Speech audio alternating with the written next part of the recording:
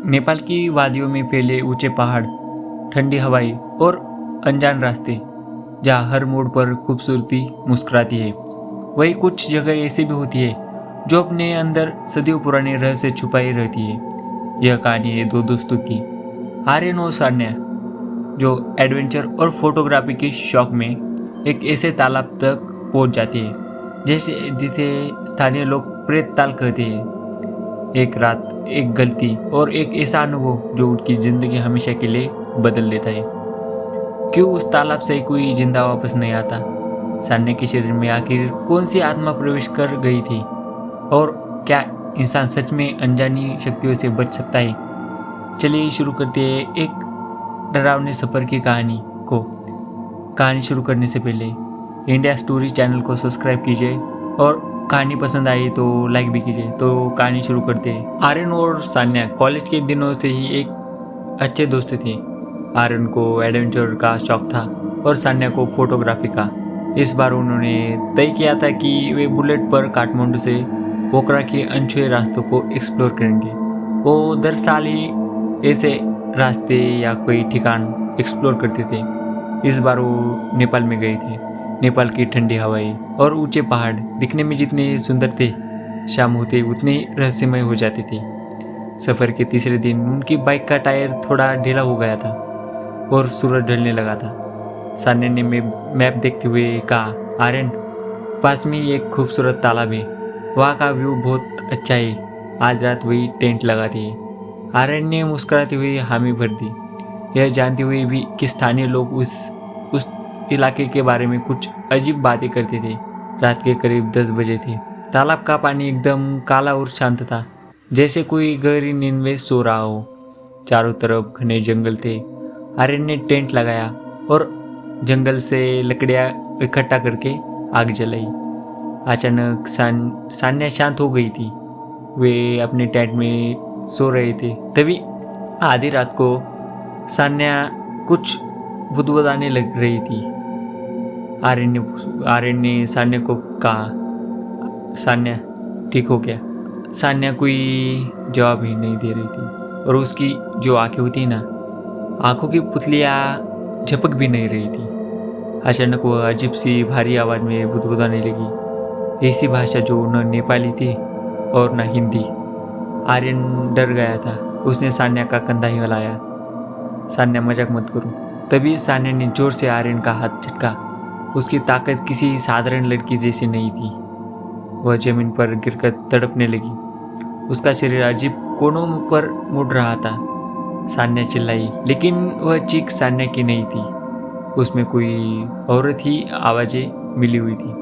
वह चिल्लाकर कहने लगी, इसे यहाँ क्यों लाए? यह जगह मेरी है, इसे मैं अपने साथ ले जाऊंगी। आर्यन के पसीने छूट रहे थे। वह समझ नहीं पा रहा था कि यह कोई बीमारी है या कोई कुछ और। तभी जंगल की झाड़ियों में से एक बूढ़ा आदमी लालटेन लेकर बाहर निकला। वह बूढ़ा आदमी गांव का झाकरी था। उसने बिना समय गवाए अपने पास मौजूद लोटे से अभिमंत्रित पानी निकाला और सान्या के चेहरे पर जोर से छिड़का। पानी पड़ती ही सान्या ऐसी तड़पी जैसे जल गई हो। जल्दी करो बेटा, इसे पकड़ो, हमें इसे गांव के पुराने चंडी मंदिर ले जाना होगा, वरना यह आत्मा इसका शरीर छोड़ते छोड़ते ही इसकी जान ले लेगी। बूढ़े ने चिल्लाकर कहा। आर्यन ने कांपते हाथों से सान्या को उठाया। वह लगातार उस गलियों और सान्या थी ना, वो आर्यन को अजीब गालियाँ दे रही थी। वो कह रही थी, मैं अब तुझे जान से मार दूंगी। तभी वो जाती जाती गाँव वाले वहाँ इंसानों को भी पता लग गया था कि कोई इंसान के यहाँ अंदर आत्मा घुस गई। सभी गाँव वाले मंदिर के पास इकट्ठा हो गए थे। मंदिर के केवल दियों की रोशनी थी। सान्या को एक पत्थर के चबूतरे पर लेटाया गया।